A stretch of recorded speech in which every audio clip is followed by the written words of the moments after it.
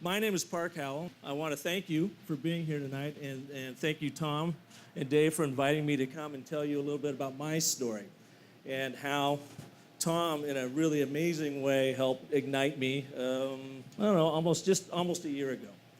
But before I start, I want to show you a little film trailer about a man by the name of Joseph Campbell. Does anybody in here know who Joseph Campbell is?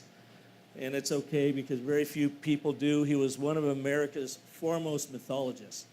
And he discovered a universal pattern in our lives that we all follow and we all read about and we all share in movies and TV shows we like. And it's something that we're on today. It's something that Ignite is all about. It's something that I've discovered over 30 years in the advertising communications business. And I congratulate you for being here tonight because you are on a bit of a quest. You don't know what this was about necessarily. Took some guts to show up. You don't know are you going to be wasting your evening or not. But it's precisely that in you that is going to help you achieve whatever it is you want to do. Because I've seen it over and over again. So let me start with this film trailer, and I highly recommend after this, over the next couple days, go online, download this film, and watch it for yourself. It's truly amazing.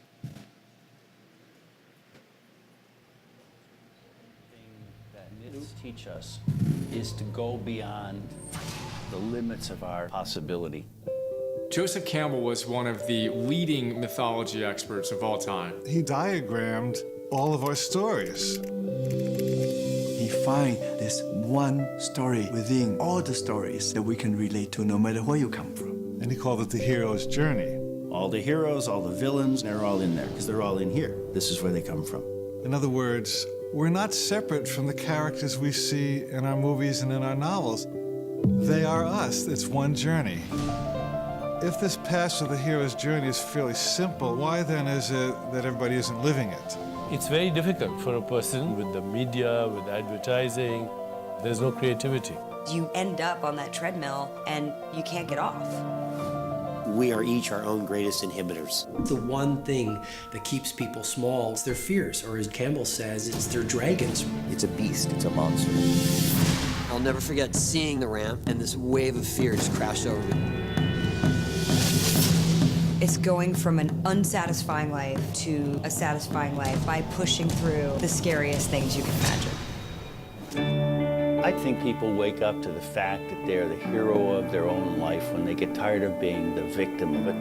This idea that our greatest selves are still hidden and that what we do with our lives is what makes us heroes. Once I saw what was possible with a skateboard in your hand, I had to keep going. I mean, I just wanted to fly. This is it. This is what happens when we follow our bliss. Magical things happen that we couldn't have imagined. Do something that gives you that moment. But if you can do that, then you can achieve the impossible. The great obstacle for most of us was ourselves. If we can overcome that basic fear, in Campbell's terms, we can all be heroes.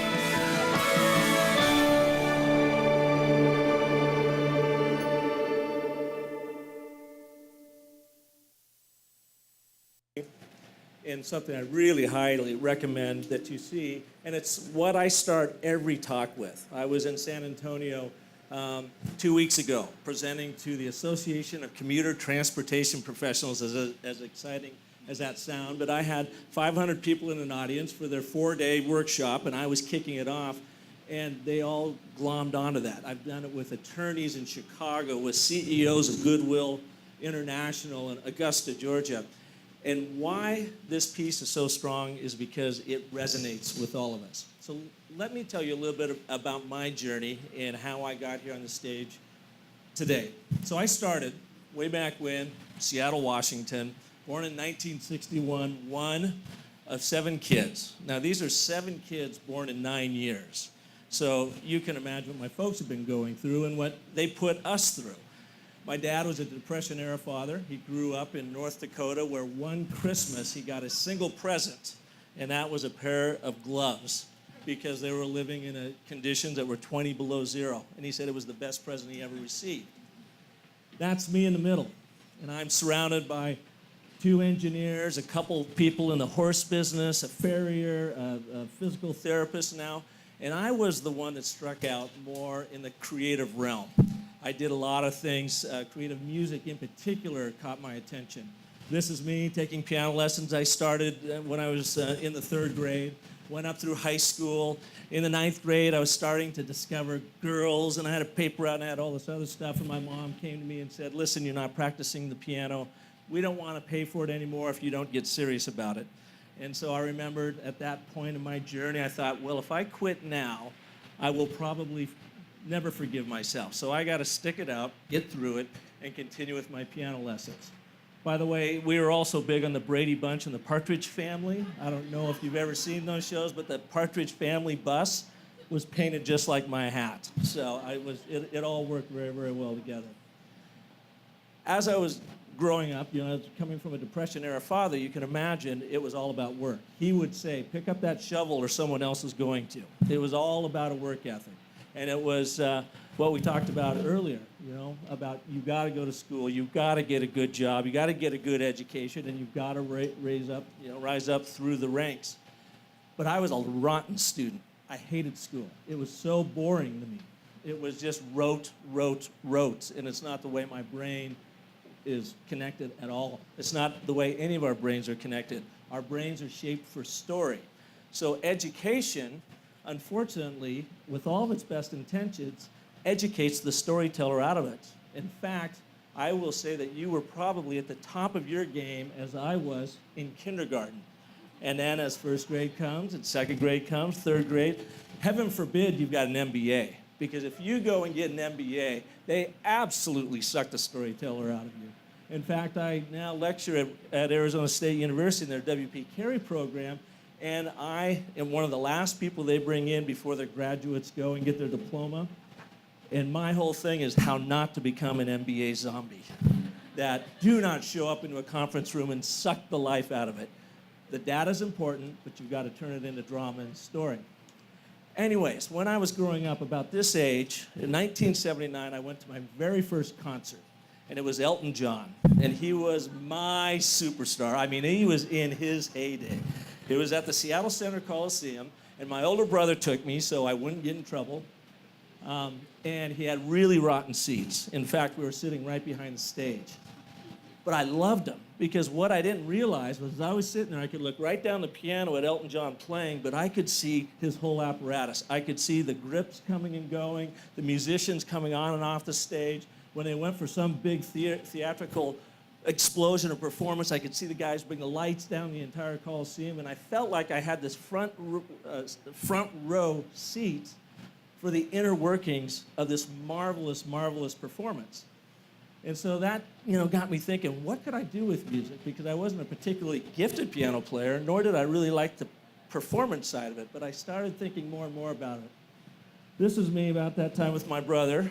We used to clean Moe Morris Woodview Arabian horse stalls, 52 of them, every day, $2 an hour, and we got one day off, and that was Christmas. So you can imagine what December 26th looked like. But this all goes back to the work ethic that our father put into us. And I knew I didn't want to do the manual labor. I knew I didn't want to get into engineering. So when I did finally graduate, I graduated from Washington State University with 2 degrees, one in communications and one in music composition and theory. I moved to Phoenix, Arizona, and I opened an ad agency 10 years later after I got here and got established. ParkandCo, we're over on Indian School and 44th Street, and some people might argue that my profession from shoveling shit back in the old days hadn't changed from now being in the advertising business. But that's not what we were into. We were like, okay, what can we do to really make a difference? Use our communication and persuasion for good and not evil. And I wasn't really sure.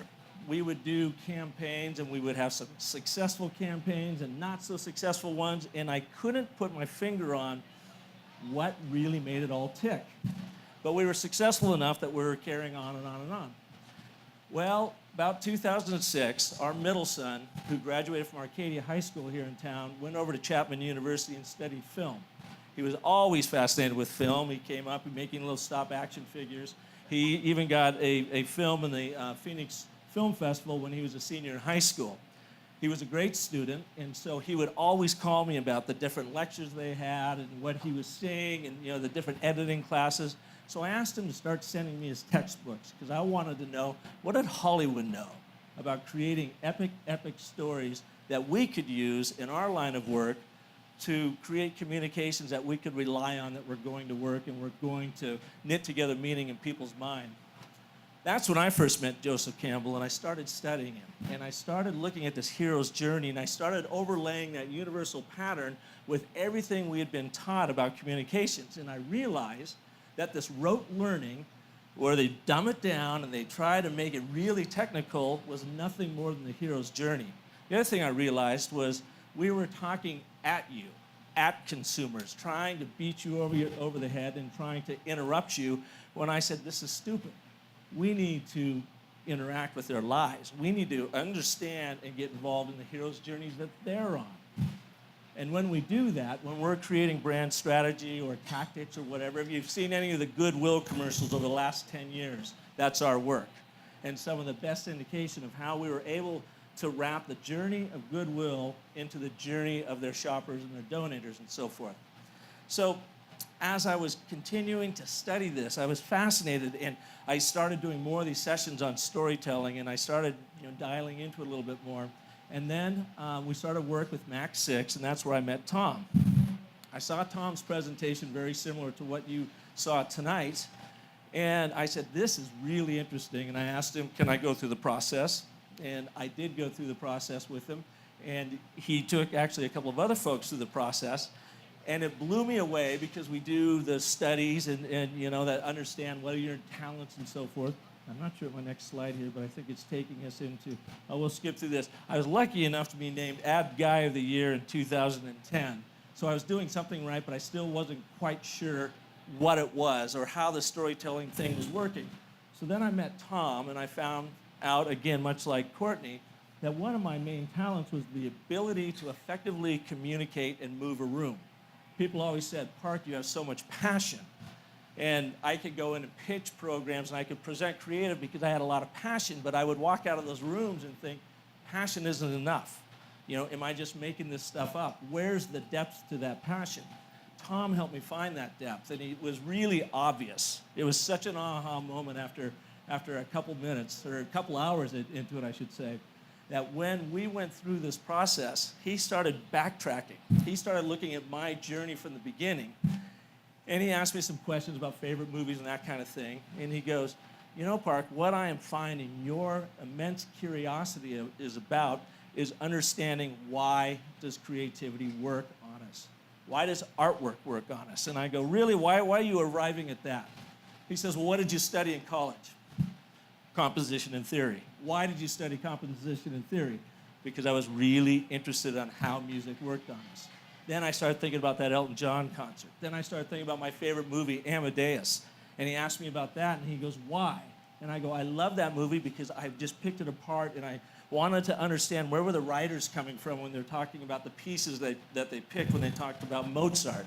And how did they light it, and how did they put it together? And that's when it all came together. And he says, well, what are you doing now? And I go, well, I've been studying Joseph Campbell and the hero's journey and trying to understand how we can put this into the work we do to ignite important people doing important things in this world.